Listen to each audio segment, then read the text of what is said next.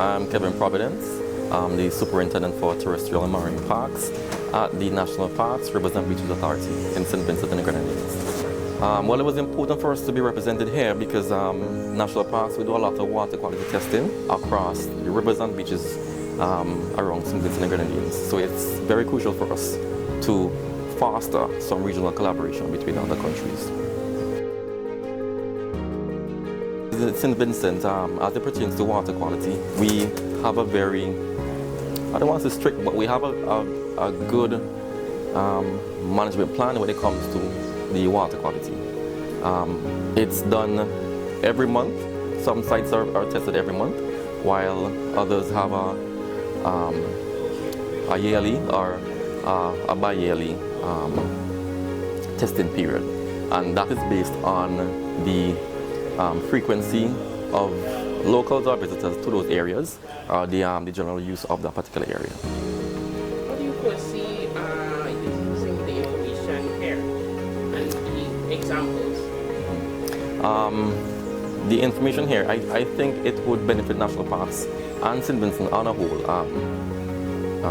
greatly, because it will allow for better planning and better enforcement and better watershed management, better integrated water resource management, specifically across the beaches and the rivers in St. Vincent and Grenadines.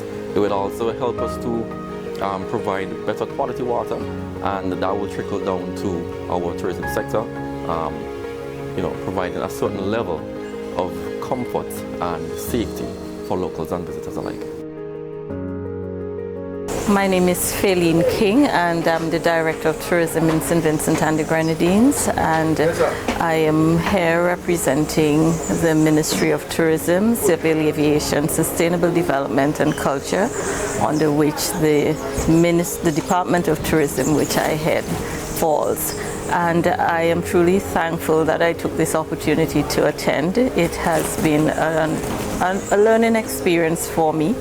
It has helped me to put a lot of things into perspective. I think initially when the invitation came, I didn't see the full picture of the nexus between integrated water resources management and tourism. I knew there was a link, and I think the last 2 days certainly have helped me to see how we need to work to ensure that this UN Sustainable Development Goal comes to fruition, and that we can have an integrated water resources management system in the Caribbean that truly works for the growth and development of all of our member countries.